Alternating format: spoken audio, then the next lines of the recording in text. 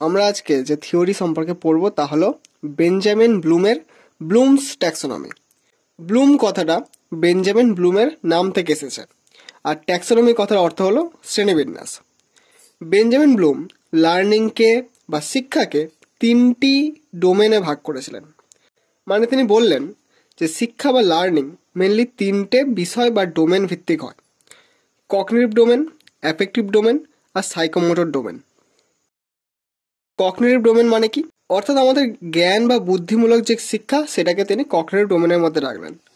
Affective domain অর্থাৎ আমাদের আবেগের সাথে জড়িত যে শিক্ষা, আমাদের অ্যাটিটিউড, আমাদের মনোভাব, এই সমস্ত কিছু তিনি বলেন হলো অ্যাফেক্টিভ ডোমেনের মধ্যে পড়ে। আর সাইকোমোটর ডোমেন অর্থাৎ আমরা হাত পা নেড়ে যে কাজবাজ করি, যে কাজবাজ শিখি, সেই সমস্ত জিনিস সাইকোমোটর ডোমেনের মধ্যে পড়ে। এই ভিডিওতে আমরা মেনলি কগনিটিভ ডোমেনের লার্নিং নিয়ে আলোচনা করব, কিন্তু বাকিগুলো ইম্পর্টেন্ট। এবার আমরা চলে যাই কগনিটিভ ডোমেনের মধ্যে। বেঞ্জামিন ব্লুম কি করলেন? তিনি কগনিটিভ ডোমেনকে 6টি লেভেলে ভাগ করলেন।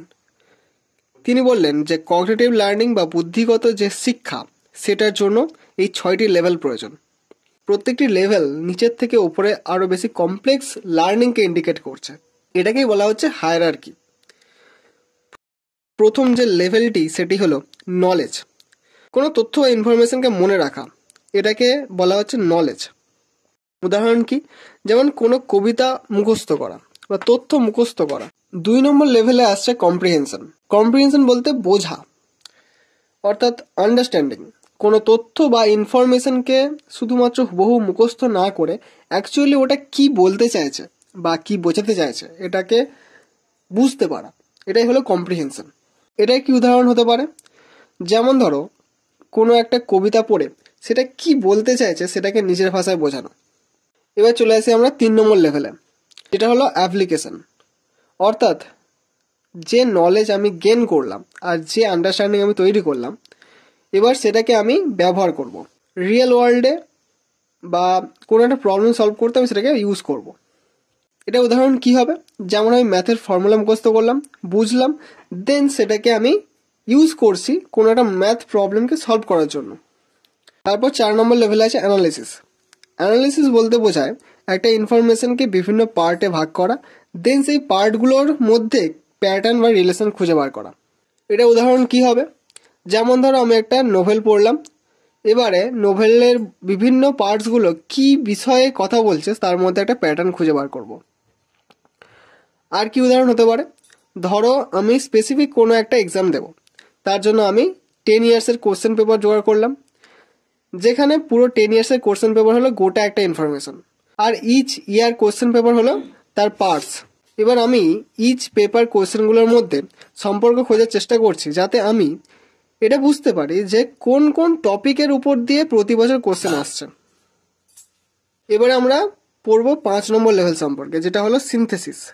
সিনথেসিস বলতে বোঝায় যে আমার কাছে অনেকগুলো ইনফরমেশন আছে, এবার সেগুলোকে আমি কম্বাইন করে একটা হোলসাম ইনফরমেশন তৈরি করব।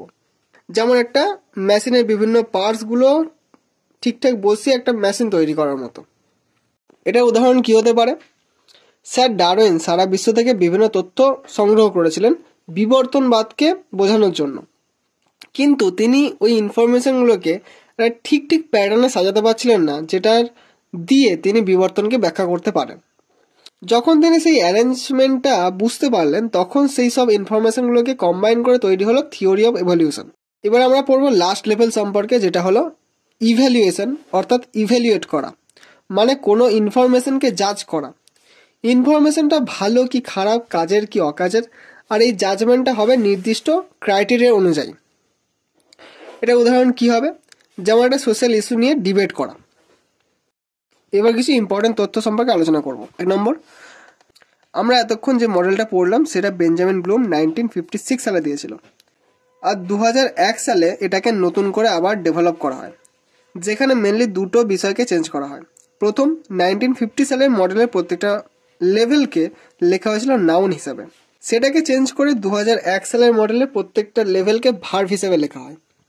যেমন নলেজ হয়ে যায় রিমেম্বার, কম্প্রিহেনশন থেকে আন্ডারস্ট্যান্ডিং, অ্যাপ্লিকেশন থেকে অ্যাপ্লাই, অ্যানালিসিস থেকে অ্যানালাইজ, সিনথেসিস থেকে ক্রিয়েট, আর এভালুয়েশন হয়ে যায় ইভ্যালুয়েট।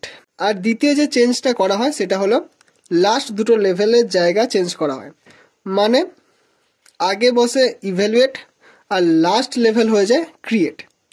মানে 5 নম্বরে বসে ইভ্যালুয়েট, যেটা আগে ছিল সিনথেসিস সেটা এখন হয়ে যায় ইভ্যালুয়েট, আর তার লাস্ট লেভেল যেটা আগে ছিল ইভ্যালুয়েশন সেটা এখন হয়ে যায় ক্রিয়েট।